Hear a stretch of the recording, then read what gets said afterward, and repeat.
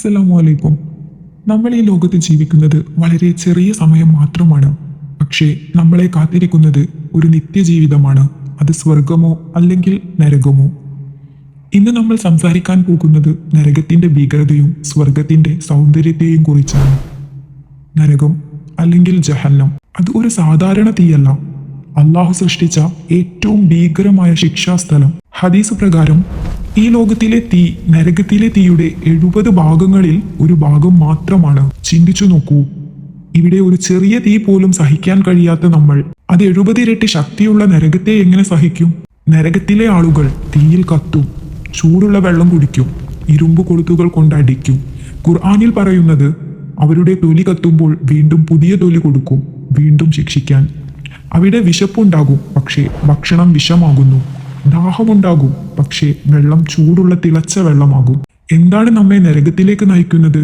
നമസ്കാരം നിഷേധിക്കുന്നത്, പാപങ്ങൾ ചെയ്യുന്നത്, അള്ളാഹുവിനെ മറക്കുന്നത്, മറ്റുള്ളവരെ ദോഷം ചെയ്യുന്നത്. സ്വർഗം അല്ലെങ്കിൽ ജന്നത്ത് അത് നമ്മൾ ചിന്തിക്കാൻ പോലും കഴിയാത്ത ഒരു സൗന്ദര്യമാണ്. പ്രവാചകൻ സല്ലല്ലാഹു അലൈഹി വസല്ലം പറഞ്ഞു, ഒരു കണ്ണും കണ്ടിട്ടില്ല, ഒരു ചെവിയും കേട്ടിട്ടില്ല, ഒരു മനസ്സും ചിന്തിച്ചിട്ടില്ല എന്നതാണ് സ്വർഗം.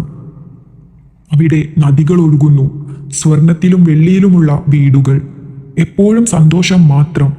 അവിടെ ദുഃഖമില്ല, രോഗമില്ല, മരണം പോലുമില്ല. നിങ്ങൾ ആഗ്രഹിക്കുന്നതെല്ലാം അള്ളാഹു നിങ്ങൾക്ക് നൽകും. ഖുർആൻ പറയുന്നത് നിങ്ങൾ ആഗ്രഹിക്കുന്നതെല്ലാം ലഭിക്കും. എന്നാൽ ഏറ്റവും വലിയ അനുഗ്രഹം എന്താണെന്നറിയാമോ? അള്ളാഹുവിനെ നേരിട്ട് കാണുക. ആ ഒരു സന്തോഷം ഈ ലോകത്തിലെ ഒന്നിനും താരതമ്യം ചെയ്യാൻ കഴിയാത്തതാണ്. നമുക്ക് 2 വഴികളാണ് മുന്നിലുള്ളത്, നരകത്തിലേക്കുള്ള വഴി, സ്വർഗത്തിലേക്കുള്ള വഴി. ഈ ലോകം ഒരു പരീക്ഷയാണ്. നമ്മുടെ ചെറിയ പ്രവൃത്തികൾ പോലും അള്ളാഹു കാണുന്നുണ്ട്.